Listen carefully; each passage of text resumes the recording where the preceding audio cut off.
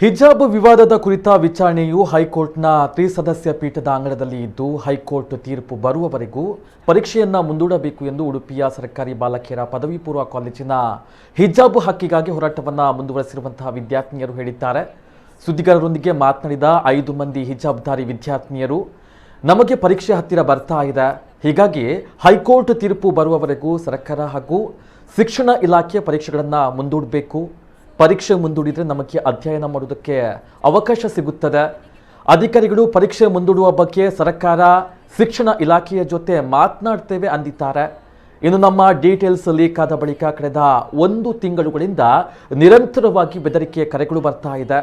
ಮಾತ್ರವಲ್ಲ, ನಮ್ಮ ಜೊತೆಗೆ ಇದ್ದವರಿಗೆ ಹೊಡೆದಿದ್ದಾರೆ, ಹೋಟೆಲ್ ಧ್ವಂಸ ಮಾಡಿದ್ದಾರೆ, ಹಲ್ಲೆ ಮಾಡಿದವರ ವಿರುದ್ಧ ಕ್ರಮವನ್ನು ಕೈಗೊಳ್ಳಿ, ಇದಕ್ಕಾಗಿ ನಾವುಗಳು ಹೋರಾಟವನ್ನು ಮಾಡ್ತಾ ಇದ್ದೇವೆ.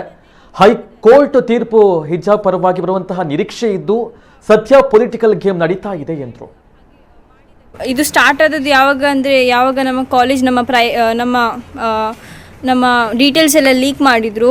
ನಮ್ಮ ಫೋನ್ ನಂಬರ್, ನಮ್ಮ ಅಡ್ರೆಸ್, ಅಲ್ಲಿಂದ ಇನ್ನೂವರೆಗೆ ನಾವು ಅದು ಸಫರ್ ಮಾಡ್ತಿದ್ದೇವೆ. ಫಸ್ಟ್ ನಮಗೆ ಅಬ್ಯೂಸಿವ್ ಕಾಲ್ಸ್ ಎಲ್ಲ ಬಂತು. ಅದಕ್ಕೆ ನಾವು ಈಗ ಮೊಬೈಲ್ ಸಹ ಯೂಸ್ ಮಾಡ್ತಿಲ್ಲ. ನಮಗೆ ತುಂಬ ಅನ್ನೋ ನಂಬರಿಂದ ಕಾಲ್ ಎಲ್ಲ ಬರ್ತಿದೆ. ಸೊ ನೆಕ್ಸ್ಟ್ ಎಂತ ಆದದಂದರೆ, ಚಾನಲ್ ಅವರು ನಮ್ಮ ಮನೆಗೆ ಬಂದರು. ಅದು ಸಹ ಹಿಡನ್ ಕ್ಯಾಮ್ರಾಸ್ ಇಟ್ಕೊಂಡು ಗೊತ್ತಾಗದೆ ಕ್ಯಾಮ್ರಾ ತಗೊಂಡು ಬಂದು, ಅದು ಸಹ ನಮ್ಮ ವೈಲೇಷನ್ ಆಫ್ ಪ್ರೈವಸಿ ಆಗಿದೆ.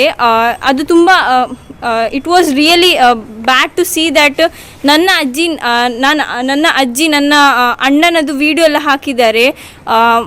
ಮತ್ತು ಸ್ಟಾರ್ಟಿಂಗಲ್ಲಿ ISA ಎಂತ ಹೇಳಿ ಯಾವ್ದು ಸಹ ಲಿಂಕ್ ಇಲ್ಲದೆ ಅದು ಹಾಕಿದ್ದಾರೆ ಸುವರ್ಣ ನ್ಯೂಸ್ ಅವರು. ಅವ್ರು ತುಂಬ ಇಟ್ ವಾಸ್ ರಿಯಲಿ ಬ್ಯಾಡ್ ಹಾಗೆ ಮಾಡಿದ್ದಕ್ಕೆ ಅವರು. ಸೊ ಮತ್ತು ಆದದಂದರೆ ನನ್ನ ಫ್ರೆಂಡ್ ಹಾಜರ್ ಶಿಫಾನ, ಅವರ ಅಪ್ಪನ ಹೋಟೆಲಿಗೆ ಹೋಗಿ ಅವರ ಅಣ್ಣನಿಗೆ ಹೊಡೆದಿದ್ದಾರೆ ಮತ್ತು ಅವರ ಪ್ರಾಪರ್ಟೀಸ್ ಡ್ಯಾಮೇಜ್ ಮಾಡಿದ್ದಾರೆ. ಇದು ಸಹ ಆದದಂದರೆ ಇದರ ಕಾರಣದಿಂದ, ಯಾಕೆಂದರೆ ಅವರು ಇದೇ ಕಾರಣದಿಂದ ಆದದ್ದು. ಆದರೆ ನಮಗೆ ಇಷ್ಟೇ ಬೇಕಂತಂದರೆ ನನ್ನ ಮನೆಗೆ ಬಂದು ನಮ್ಮ ಪ್ರೈವಸಿಯನ್ನು ವೈಲೇಷನ್ ಮಾಡಿದ್ದಕ್ಕೆ ನಾವು ಗೌರ್ಮೆಂಟ್ ಹತ್ರ ರಿಕ್ವೆಸ್ಟ್ ಮಾಡ್ತೇನೆ ಅವರ ಮೇಲೆ ಆ್ಯಕ್ಷನ್ ತಗೊಳ್ಬೇಕಂತ.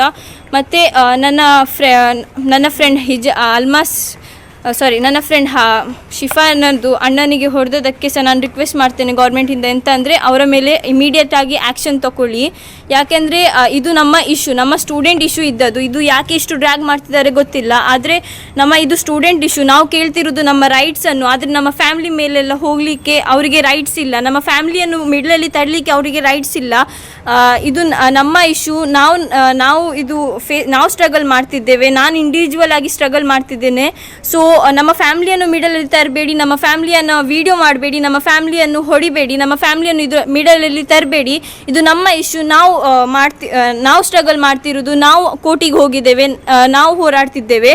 ಫೈನಲ್ ಜಡ್ಜ್ಮೆಂಟ್ ಬರುವ ತನಕ ನಮ್ಗೆ ಪೋಸ್ಟ್ಪೋನ್ ಆಗ್ಬೇಕು ಅಂತ ಎಕ್ಸಾಮ್, ಆರ್ಎಲ್ಸ್ ನಾವು ಹಿಜಾಬ್ ಹಾಕದೆ ಕಾಲೇಜಿಗೆ ಹೋಗ್ಲಿಕ್ಕೆ ಆಗಲ್ಲ. ಅದಕ್ಕೆ ಆಕ್ಚುಲಿ ಸರ್, ಟುಡೇ ಮಾರ್ನಿಂಗ್ ನಾವು ಇವತ್ತು ಬೆಳಿಗ್ಗೆ DDP ಒಟ್ಟಿಗೆ ಮಾತಾಡಲಿಕ್ಕೆ ಹೋದ್ರು.